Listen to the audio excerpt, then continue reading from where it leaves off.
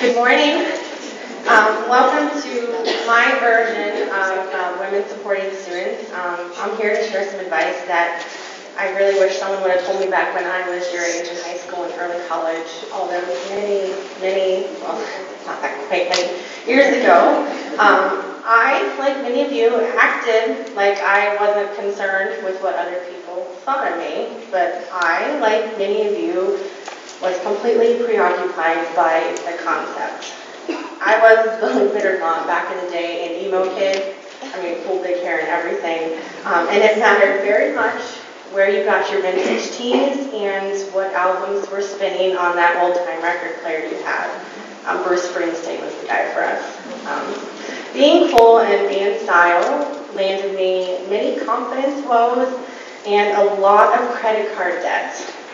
After many years of trying to be cool and trying to fit in, I realized I just needed to be true to myself.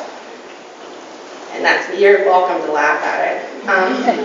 I'm not the type that wants to stay out late and party. I'd rather be at home and wrapped in a warm blanket. I don't need to follow the latest fashion trends, and skinny jeans just look really bad on me anyway, so I don't even try. You can achieve true happiness once you stop trying to please everyone around you. Happiness really truly comes from within. Eleanor Roosevelt once said, "No one can make you feel inferior without your consent."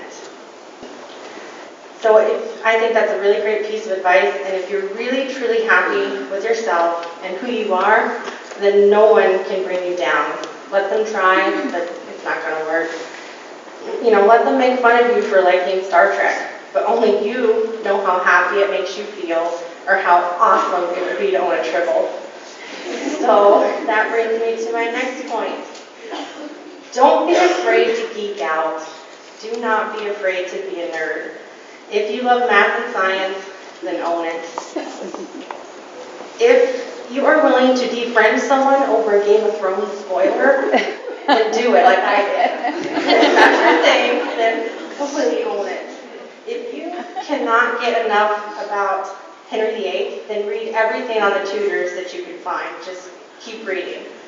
There is nothing wrong with being a geek about something. This could even mean having to own every single scent of lotion from Bath & Body Works, but if that's your thing, then you own it. Eleanor Roosevelt, again, because I personally geek out over her, once said, "Great minds discuss ideas. Average minds discuss events. Small minds discuss people." So the great minds discuss ideas. These can be super philosophical or can even be the latest fan theory in the geek universe that you find on Tumblr. But small minds discuss people. So those are the small minds that want to discuss you. They're going to try to bully you or make you feel bad for liking the things that you do. But a small mind can't make fun of you for knowing everything about Nikola Tesla when they know everything about the Kardashians. Everyone geeks out over something different. I haven't always been true to myself, and that includes in my career. Going into college, I wanted to be a zoologist, and then I changed my mind. I then wanted to be a psychologist, and I again changed my mind. I then thought I'd go into radiology, and again, I changed my mind. The whole time I was getting my prerequisites out of the way and taking a lot of history classes to just kind of fill in the gaps. So bouncing around and trying to decide what I actually wanted to do with the rest of my life when just right here at Kent State Tusk, I had an interesting conversation with Dr. Hong Lee. I don't even remember what we were talking about, if it was a term paper or an upcoming class, but what matters is what I came away with. We were walking and talking, and then he stopped, and he said, "You're good at this history thing. You should just be a history major." My mind was just completely blown. The world just stopped spinning for a whole moment, and I thought, not only was someone suggesting that I go for it, but it was actually possible. So I again changed my major. But that's the one I stuck with though. So that's when the hesitation set in too. All of the jokes about being a history major, I heard all of them, about having the degree and ending up working at Taco Bell, or having the degree and never just having any job at all. But my mind was made up. That's what I wanted to do, and I was either going to be a professor or work in a museum. Not everyone was supportive of my decision. Many times I was encouraged to go into nursing or to go back to radiology. That way I could actually get a real job. Let that sink in, a real job. History jobs were never in the want ads, so obviously I would never get hired. But I stuck with it, I focused. I got my history degree and I knew what I wanted to do and I went for it. Even if I failed and never did get a job, I know that at least I had tried. And I knew also that I wasn't going to fail. I was going to prove everyone wrong. The future belongs to those who believe in the beauty of their dreams, by, you guessed it, Eleanor Roosevelt. I created my own path. I knew what I wanted and I found a way to get it. Right out of college, I started volunteering for the Dover Historical Society at the J.E. Reed's Victorian Home. I worked with Kim Jerkovich in the archives. We cataloged part of the Reed's home and did an inventory and a cleanup of the whole upstairs of the carriage house, making space for a new exhibit. I did not get paid, and I usually left just covered in spider webs and dust. But I was getting museum experience, which I needed.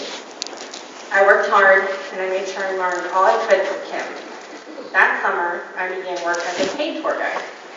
Not paid very much, but nonetheless, I was being paid to work in a museum, the start of the dream.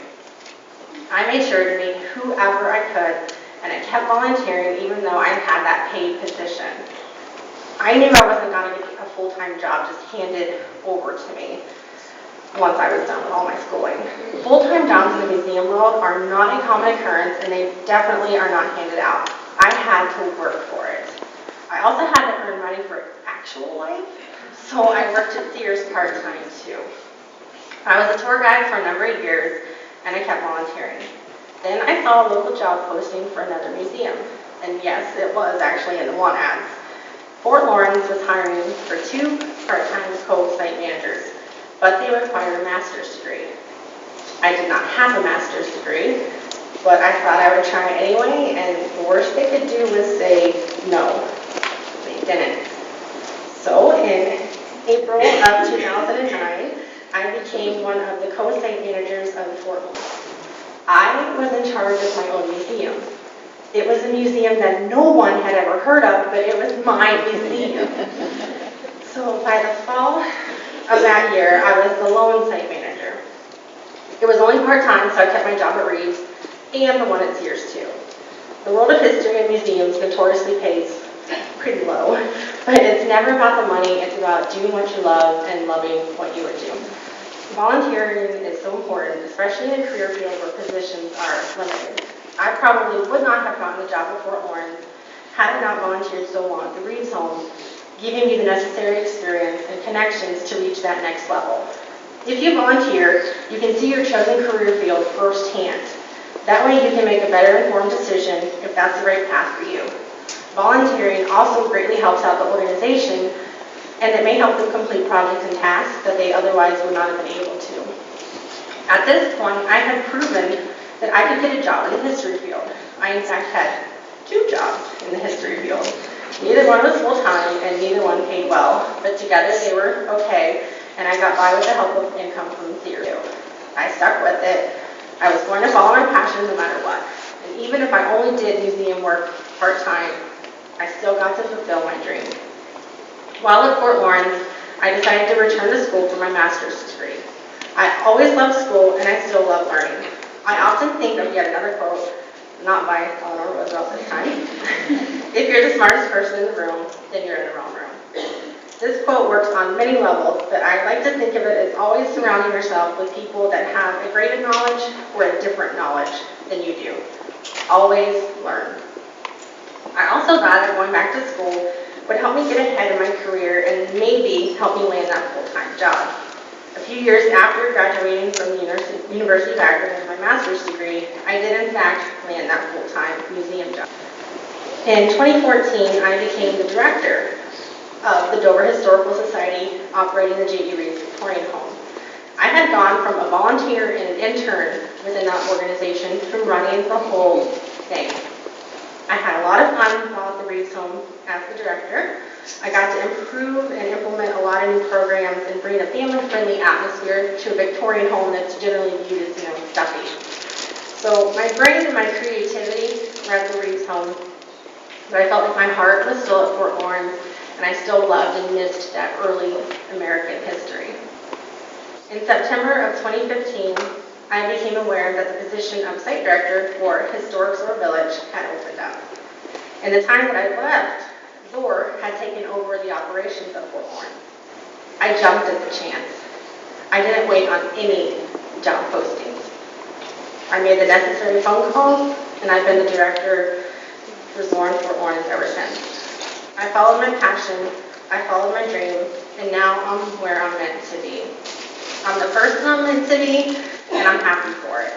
I didn't listen when I was told I would never get a job in the history field. I didn't listen, and I still don't when I'm told you're supposed to dress a certain way or follow this trend or that trend. I followed my own path and became my own person. Not a day goes by where I don't want to go to work. I love my job. I love my employees. I love my volunteers.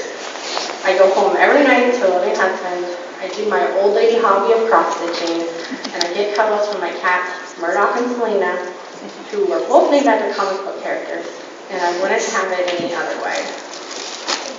So think about what you're passionate about. What career you might choose. What can you see yourself doing every single day and loving it?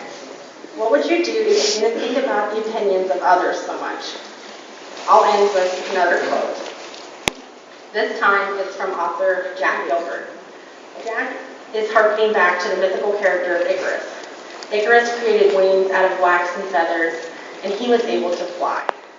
Icarus then keeps flying, gets a little bit bold, and ends up flying too close to the sun. And then he falls into oblivion. The lesson usually told with this story is to not be like Icarus and don't fly too close to the sun. In other words, don't be foolish, know your boundaries, play it safe. I like to think that the quote I have chosen sums up following your passion and taking that leap into the unknown despite what everyone around you thinks. Everyone forgets Icarus also flew. So go out there, take that leap, and follow your passion.